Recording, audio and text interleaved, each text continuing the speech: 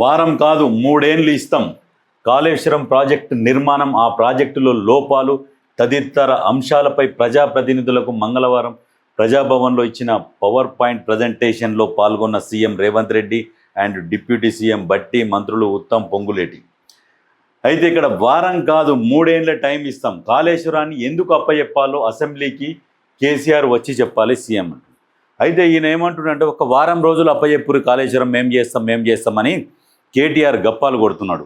అయితే నీకు 10 సంవత్సరాల కాలం ఉన్నది, మీరే నిర్మించారు దాన్ని, వేరే వాళ్ళు నిర్మించిన దాన్ని మాకు అప్పచెప్పండి అంటే చాలా బాగుంటుంది. అది మీరే నిర్మించింది మళ్ళీ మాకు వారం రోజులు అప్పచెప్పండి, మేము దాన్ని చేసి చూపిస్తామంటే అసలు కట్టిందే చూపించింది ఎలగబెట్టిరు మీరు. మళ్ళా ఇది ఏందది కరెక్టేనా అది మీరు అడిగిడు? కొంచెమన్నా తెలివి ఉండాలి. మీరే దాన్ని కట్టింది, నాసిరకం కట్టుడు కట్టిర్రు, దాన్ని కూలిపోవడానికి పూర్తి బాధ్యత మీరే, కారకులు మీరే, అన్నీ మీరే. మళ్ళీ మాకు వారం రోజులు అప్పచెప్పురు. ఆ కట్టేటప్పుడే చక్కగా కడితే మంచిగా ఉంటుండగా మళ్ళీ ఇప్పుడు వారం రోజులు ఎందుకు? దాని గురించి ముఖ్యమంత్రి ఏమంటున్నాడంటే ఆయనే తేదీ ఫిక్స్ చేసి ఎన్ని రోజులు కావాలంటే అన్ని రోజులు సభ నడిపిస్తాం. 3 ఏళ్లలో కాళేశ్వరాన్ని కూలేశ్వరం చేసిర్రు, రాష్ట్రాన్ని అప్పుల కుప్పగా మార్చిండ్రు. ఇది ఆర్థిక విధ్వంసం. కాళేశ్వరం వల్ల చుక్క నీళ్లు రాలే, కొత్త ఆయకట్టు తేలే, ప్రాజెక్టుకు తెచ్చిన అప్పుల్లో 33,574 కోట్లు మేము తిరిగి కట్టినాం. కేటీఆర్ మీ నాయన అవినీతి ప్రాజెక్టుకు బలైపోయింది. రాష్ట్రానికి 8 లక్షల కోట్ల అప్పులు అయితే కేసీఆర్కు 1,00,000 కోట్ల ఆస్తులు ఎట్లా వచ్చినాయి? అయితే రా, నీకు ఎన్ని రోజులు కావాలంటే అన్ని రోజులు అప్పచెప్తాం. నువ్వు అసెంబ్లీకి వచ్చి ఎందుకు అప్పచెప్పాలి నీకు అనే దాని మీద అడుగు. ఎమ్మెల్సీలు ఎమ్మెల్యేలు అందరు కలిపి ఎప్పుడంటే అప్పుడు అసెంబ్లీ పెడతా, రా, వస్తే నువ్వు చెప్పు, అప్పుడు అడుగు దేనికోసం, ఎందుకు ఇవ్వాలి, నీకు ఎందుకు అప్పచెప్పాలి అనే దాని మీద ఒకసారి అసెంబ్లీకి వచ్చి వివరణ ఇస్తే పూర్తిగా రాష్ట్ర ప్రజలు కూడా వింటారు. దాని తర్వాత నీకు ఎన్ని రోజులు కావాలంటే అన్ని రోజులు ఇస్తామని చెప్తున్నారు. రారు.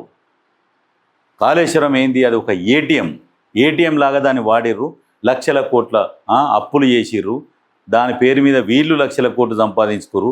అది కాక మళ్ళీ ప్రభుత్వ భూములు ఇవన్నీ కలిసి రకరకాలుగా సంపాదించుకొని కనీసం ఆ ప్రాజెక్టులన్నా గట్టిట్టే బాగుంటుండే. ఆ కాళేశ్వరం కూడా ఏది కల్వర్ట్లు కూడా కూలిపోయినాయి, వాళ్ళ హయాంలో కట్టినాయి.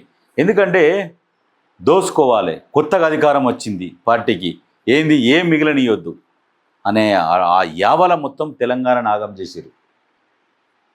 కేసీఆర్, కేటీఆర్, హరీష్ రావు ఆర్థిక ఉగ్రవాదులు. కాళేశ్వరం పేరుతో మహా విధ్వంసం చేశారు. కమిషన్ల కోసం ప్రాజెక్టు ఊరు పేరు మార్చారు. 38,000 కోట్ల అంచనాను 81,000 కోట్లకు పెంచారు. దగ్గర 1,50,000 కోట్లకు దోసుకుపోయారు. వ్యాప్కోస్ నుంచి అనుకూలంగా నివేదిక తెప్పించుకున్నారు. కేసీఆర్ ఎప్పుడు కోరితే అప్పుడు అసెంబ్లీ పెడతాం, కావాల్సినన్ని రోజులు సమావేశాలు నిర్వహిస్తాం, అవసరమైతే ఎమ్మెల్సీలతో జాయింట్ సెషన్ కూడా సిద్ధం. ప్రజాభవన్ వేదికగా సీఎం రేవంత్ రెడ్డి సవాల్. ఏది ఇది 2022లో ఫోటోలు. మోటార్ లాంచ్ చేయాలని చెప్పేసి చెప్తున్నారు. అక్కడ పరిస్థితి చూస్తే చాలా ఘోరంగా ఉన్నది. అది 2022లో పరిస్థితి. ఇప్పుడంటే దాని మోటార్ లాంచ్ చేయాలన్నట. మోటార్ లాంచ్ చేయాలి, నింపాలి, ఆగం చేయాలి. ఇగో ఇప్పుడు మళ్ళీ ముఖ్యమంత్రి గారు ఎమ్మటే వాళ్ళకి రిప్లై కౌంటర్ ఇస్తున్నాడు.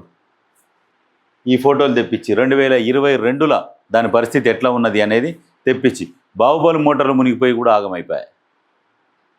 అది ఏమి లేదు, అది ఓన్లీ ఏంటంటే దున్నపోతును దాదుకున్నట్టే కాళేశ్వరం అంటే. అంతే. దానికి ఏంటంటే చెప్పుడు.